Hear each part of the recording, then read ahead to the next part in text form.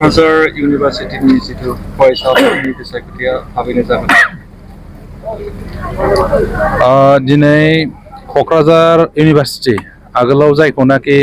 Kokrajhar government college होननानै मिथियोमोन बेवहाय बिएसइउआ मोनसे इउनिट कमिटि दंमोन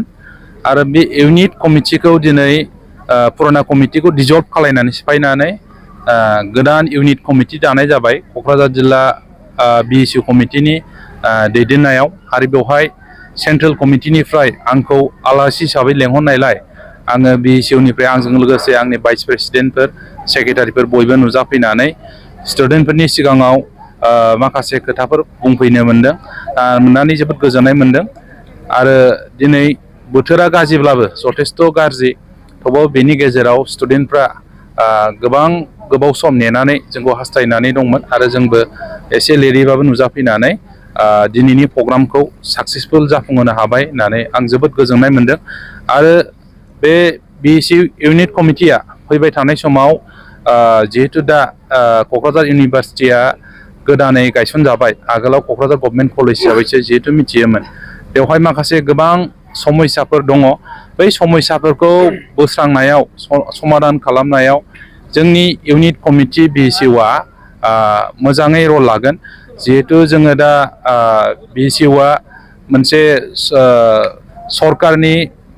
पावाराव थानाय बिटिसिआव पावाराव थानाय बिपिएफ राजनिति दोलोनिनो मोनसे छात्र संगठन ओंखायनो बे कलेजाव जाखिनि समस्या दं बेखौ जोङो बिएसइउ हिसाबै सरकारनि खाथियाव लांनानै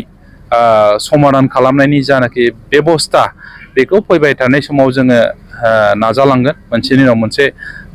गोदानै डिपार्टमेन्टफोर लाबोनाय जाय डिपार्टमेन्टफोरानाखि बाहाय दा मास्टार डिग्री गैया खालि डिग्रीयावल' दङ बा बाहाय फेकाल्टिसफोर प्रफेसारफोरनि पस्ट नन टिचिं पस्ट केरानि एलडि बायदिसिना गोबां पस्ट लाबोनांगौ दं जिहेतु दाबो गोबां मावनांगौ खामानि दं इनिशियेल स्टेजाव दं बे इउनिभारसिटिया बे इउनिभारसिटिखौ आपग्रेड खालामनायाव जौगाखांहोनायाव जोंनि बिएसइउ इउनिट कमिटि हक जिल्ला कमिटि हक बा सेन्ट्रेल कमिटि हक जोङो मोजाङै रल लागोन आरो सरकारनि खाथियाव मोनफ्रोमबो समस्याखौ खिन्थानानै जोङो समाधान खालामनो नाजागोन आरो छात्र संगठन हिसाबै निस्सय जेखि इलेक्सन जाया मानो बाहाय जोंहा पार्टिसिपेट खालामनाय दायथ'आ दङ निस्सय बे कलेजावबो जुदि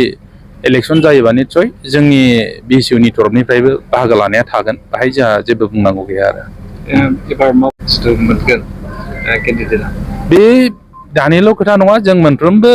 इउनिभारसिटि बा कलेज मोनफ्रोमबो सारा बिटिसिनि जेसेबांनाखि कलेज इउनियन इलेक्सन जायो बाहाय जोङो जोंनि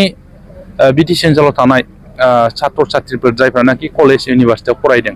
इन्डियानि डेम'क्रेटिक प्रसेसआव जाहाथे बिथांमोनाबो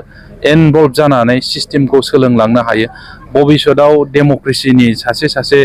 गुड लिडार मोजां दैदेनगिरि जाहाथे जाहैनो हायो बेनि थाखाय जोङो बिएसइउआ मोनसे प्लेटफर्म होयो जोंनि स्टुडेन्टफोरखौ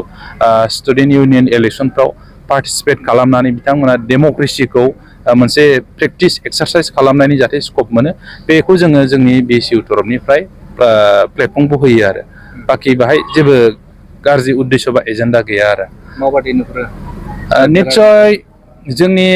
स्टुडेन्टफ्रासो गेलेगोन बाहाय कलेजनि जानाखि स्टुडेन्टफोर दं बिथांमोनासो पार्टिसिपेट खालामगोन बाहाय जोङो सेन्ट्रेल बा डिस्ट्रिक्ट कमिटिया बाहाय डाइरेक्टलि केम्पेइन खालामनो हाया पार्टिसिपेट खालामनो हाया बिथांमोनखौ जोङो मरेलि बा फिजिकेलि बा जिखिनि सापर्ट होनांगौ एसे एनैखौ जों होगोन निस्सय थागोन खिन्थु बाहाय जायफ्रानाखि फर्मेलि स्टुडेन्ट रेजिस्टार्ड बे इउनिभारसिटिनि स्टुडेन्ट बिथांमोनानो कन्टेस्ट खालामगोन बिथांमोनानो बे इलेक्सनाव रल लागोन बाहागो लागोन आरो जास्ट जोंनिफ्राय जानाखि मरेलि सापर्ट बा एसे एनै सापर्ट नांगौ बेफोरखौ जोङो खालामो आरो जोंनि संगठननि इउनियननि तरफनिफ्राय माब्ला जागोन बेखौ जोङो आं दा आंनि नलेजाव गैथ'वा माला जागोन हयथ' फार्स्ट उइक अफ नभेम्बरफोर जानो हागौ आरो